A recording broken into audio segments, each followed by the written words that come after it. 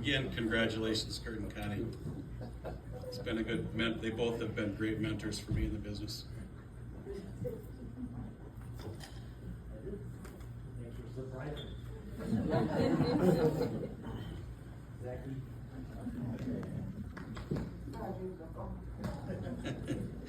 Our next award is the Lifetime Achievement Award.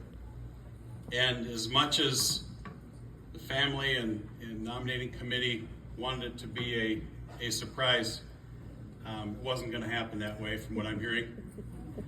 Joe threatened to lock him in the trunk on Monday and take him out on Tuesday to get him here, but our next recipient is Gordy Hoglund. So I'll talk a little bit about Gordy.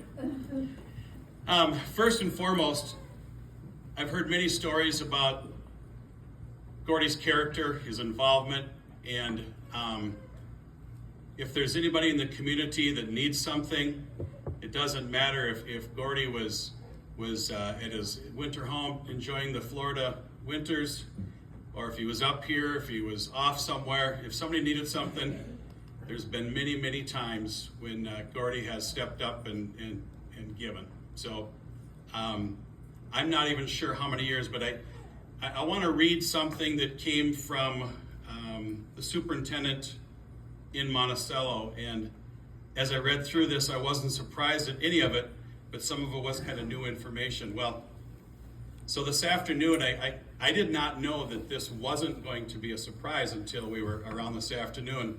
And all of a sudden I felt this big firm grip on my shoulders, and he spun me around. He's laughing like crazy, and there's Gordy. I haven't seen Gordy since for quite a few years, but he was, as a young kid coming up here, Gordy and Wayne Hoglund were pillars around here, and it was always so comforting to see those familiar faces that had their family with them. And even if it was him and Kenny Spanier in a golf cart about halfway over the hillside handing out beers at the golf tournament, a lot of fun. Anyways, it is with the utmost enthusiasm and deepest respect that this letter was written for Gordy's nomination.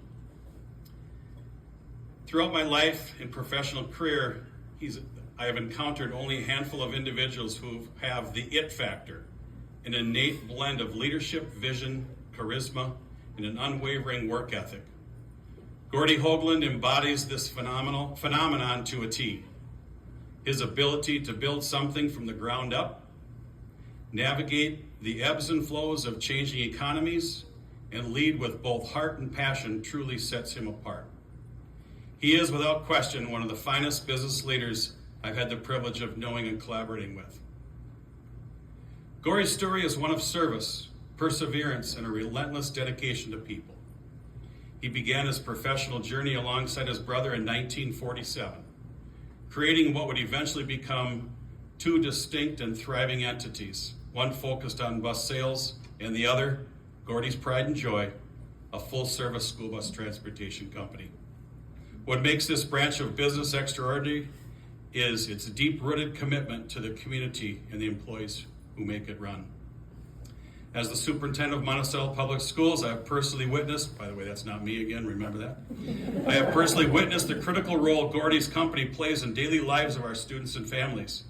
Under his leadership, our students are transported safely and reliably every morning and afternoon. But Gordy's impact doesn't stop there. Recognizing the seasonal nature of school bus driving, he diversified his business portfolio to ensure sustainable year-round employment for his staff. This extraordinary foresight led to the establishment of several additional businesses, including 94 Services, Inc., a thriving vehicle and ambulance dealership, Attic Mini Storage, a self-storage facility serving the region, U-Save Auto Rental, a nationally recognized car rental franchise, and Hoglund Enterprises, a trucking company that adds to his transportation expertise.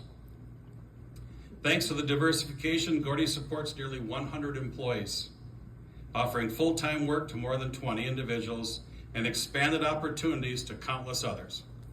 He has created not just jobs, but careers, stability, and purpose. Gordy's leadership radiates far beyond business, and he's a pillar of the Monticello community and is recognized figure across the state of Minnesota by many. His decades-long involvement with the School Bus Operators Association, including serving on the board and multiple task force, speaks volumes about his commitment to advancing safety, standards, and innovation in school transportation.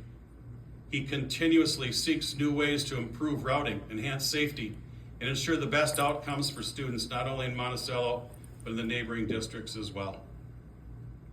Perhaps the most telling testament to Gordy's leadership is how his employees speak of him. Their voices are filled with admiration, loyalty, and genuine affection. And when he's traveling, his absence is felt and his return is welcomed like that of a beloved family member. Gordy invests in people. He celebrates their wins, stands by them during the challenges, and inspires them to bring their best selves to the important task of caring for our children. And his workforce is a reflection of the culture he has built. Retired professionals, community leaders, musicians, and daily educators who take pride in being the first smile children see in the morning and the last kind word they hear at the end of the day. In every way that matters, Gordy Hoglund is a legacy. He has created a business that doesn't just move buses, it moves lives. He's a living example of how compassion, entrepreneurship, and integrity can come together to shape an entire community and influence an entire industry. It's my sincere honor to recommend Gordy for the MSBOA Lifetime Achievement Award, and he has earned this recognition through a lifetime of exemplary service, and I can't think of anybody who was more deserving. So I'd like to present the 2025 Lifetime Achievement Award to Gordy Hoglund.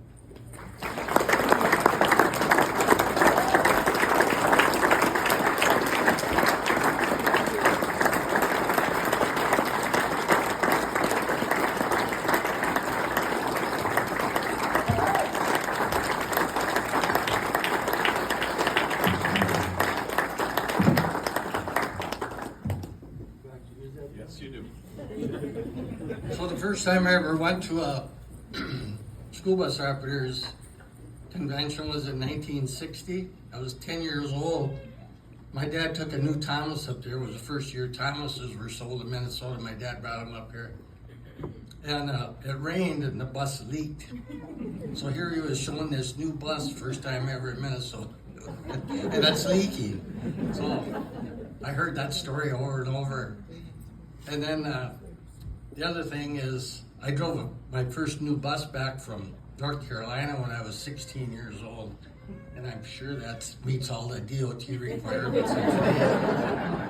Anyway, so thank you very much. I practiced that for a long time. Thank you.